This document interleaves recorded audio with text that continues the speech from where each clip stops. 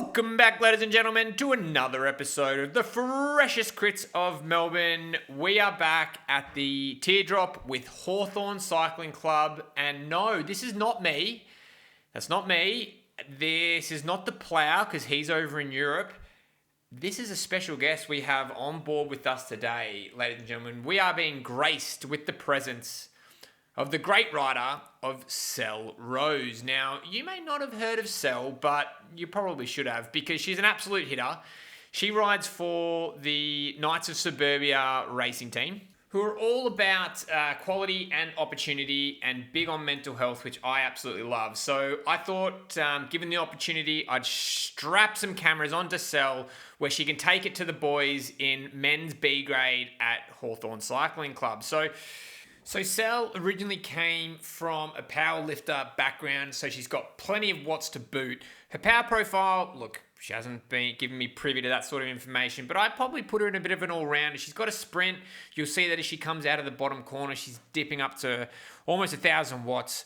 She can hold threshold forever and is really good over hills. She's always at the top front in the B2B ride on a Saturday from Black Rock. So really, really strong rider. I'm looking forward to seeing how she goes in this one.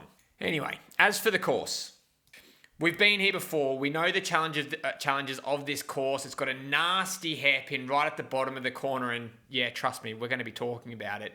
But it's also that really hard punch out of that corner as you're jumping up to 1,000 watts just to stay in the wheel. So plenty to talk about here. A lot of hitters in this race, with the likes of the great Ruby Roseman Gannon, who has been lighting it up in the women's World Tour race. You can see her just a few wheels ahead in the Bike Exchange or Jayco Alula team, which is now called, and of a few others. And I'll point them out as the race continues. But it's a hot field. The conditions of the course is very overcast, not much wind, not too much to contend with on that sort of space. So without further ado, let's get stuck in. But actually, before I do start talking a little bit about that, I do have one request. I need you to subscribe to this channel.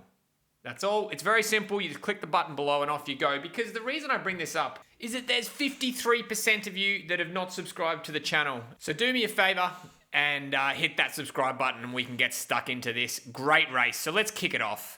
All right, we've skipped ahead maybe 3 minutes, and as you can see in the rear cam, there's not many riders back there, which means the majority of the race is up ahead. Now, when you're stuck in this sort of situation, and especially when your heart rate's pretty high at 178 beats, you need to be on the lookout to find ways to move forward, and that's exactly what Cel's done. She's swept across to the outside, carried some momentum into the corner. The Cycle House rider number 254 has seen a threatening move up the road, and Cel's had to do no extra work to jump onto his wheel, get right in the draft, and she's moved herself from essentially fifth last now into the top 5 wheels. She takes this line so well, starts nice and wide, hits that apex on the gas, holds the wheel the entire time. If you can do that and pull that corner off exactly like that, you're going to be saving a whole bunch of energy and matches when it comes to the most important part of the race. You all know how much I love talking about this corner, and I want you to watch Ruby because she puts on an absolute clinic. She's not able to move to the outside, but she does a little shimmy from the right to the left there as she dips the bike into that corner and carries so much speed through it. Timing that lead into that corner plays a huge part, but also from a technique point of view and really pushing that outside foot into the ground gives the bike so much grip coming through that corner. She carries so much speed that she has to jump on the anchors to avoid running up the back of the Cycle House rider. That's how you take that corner. Watch that clip a few times if you want to get faster at it. Some dangerous moments for Ruby as she almost overlaps her front wheel on the left here with that rider in front. Got to be so careful when you're riding crits to protect that front wheel. We've all seen it happen before. But back to Cel. She's found herself quite far back in the group. You can see in that rear cam, the majority of the race is up forward. So when the group is swollen like it is now and fanned out across the road, that generally means the speeds are low, the watts are low. So this gives you that perfect time to move up in the race, which is what she does now. Coming into this corner, she's not in the best position. She still hasn't been able to move forward, but she protects her front wheel, protects her line, comes out of this corner with plenty of speed, jumps on the gas. 900 watts again and again and again. No wonder all these riders are starting to get tagged off the back there. This is such a grueling course, and it's really important you can take those opportune times to move forward within the race and make sure you're not spat out the back. We've skipped ahead to just over 10 kilometers left, and Cel's heart rate's super high. Her legs are going to be feeling the pinch by now, and she's found herself further back in the race that she'd rather be. But this is an opportune time to move forward in the race while the pace is somewhat low at 46 kilometers an hour, but put a few extra watts down, knowing full well there's not long left in this race. She needs to find those moments to move up. And what a good wheel to jump on with Ruby right here. She knows she's going to be kept out of the wind with Ruby taking this corner so well and using her energy so wisely.